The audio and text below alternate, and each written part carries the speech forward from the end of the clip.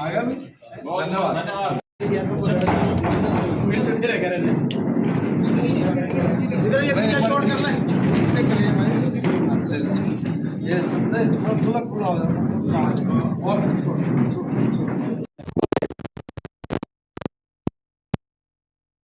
बोले अगर हम लोग कोर्सेज कोई नए कोर्सेज लेके आते तो नए कोर्सेज पे और नया स्टाफ भर्ती करना होता है, नई चीज़ें सारी बनानी होती हैं और उसके लिए इंफ्रा भी खड़ा करना होता है।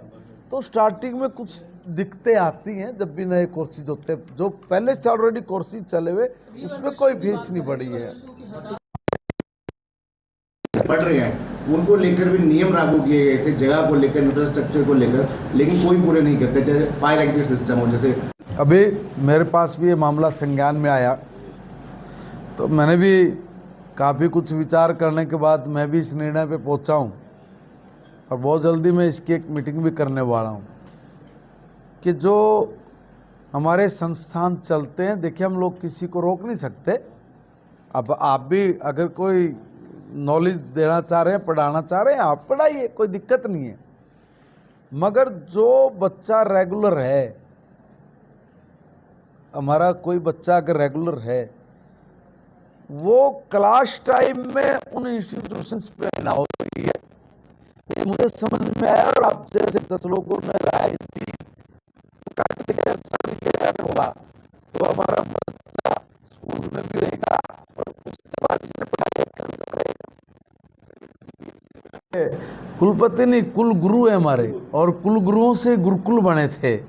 तो अच्छा है, एक परंपरा बढ़िया बने। कुल गुरु ये एक बड़ा सम्मानीय सर्वोच्च स्थान है हमारी परंपराओं के अनुरूप, इसलिए उसकी पद की गरिमा को हमें मजबूती बना के रखना चाहिए। सर पुलिस ने कब्जा किया और इनके चौकी तली हुई है, तो और दूसरे स्कूल में बच्चे जाते हैं।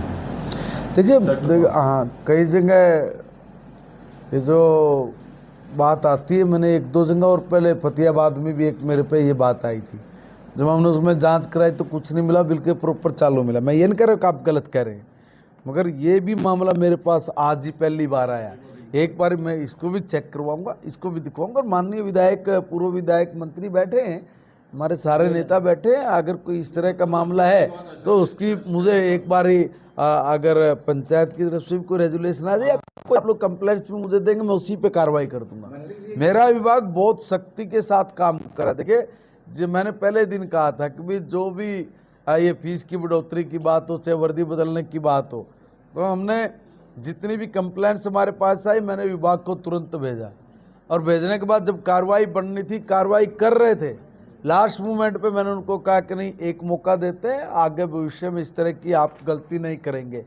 तो उन्होंने हमें इंश्योर किया है और बड़ी खुशी की बात है कि उसके बाद मुझे कोई कंप्लेंट्स नहीं मिली।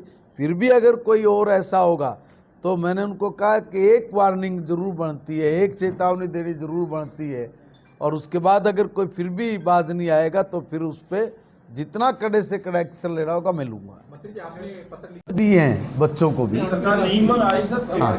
मार्केट में, उसके लिए एक बार जरा व्यवस्था हम पूछेंगे, करेंगे। ऐसी कोई बात नहीं होनी चाहिए। अगर फिर भी है, आपने मामला संज्ञान में डाला है, तो उस पर जरूर मैं एक बार तफ्तीश करूँगा। नहीं, वो तो लोगों से मैं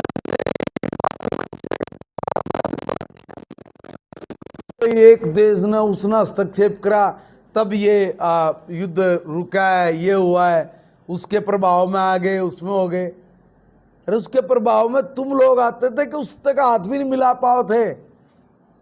आज तो देश का प्रधानमंत्री जब जाता ना, तो उनका नेता हमारे प्रधानमंत्री की भारत के 140 करोड़ लोगों के जो प्रतिनिधित्व करता है, दुनिया का सबसे ताकतवर देश का राष्ट्रपति कुर्सी आगे पीछे करता है। ये है भारत की ताकत।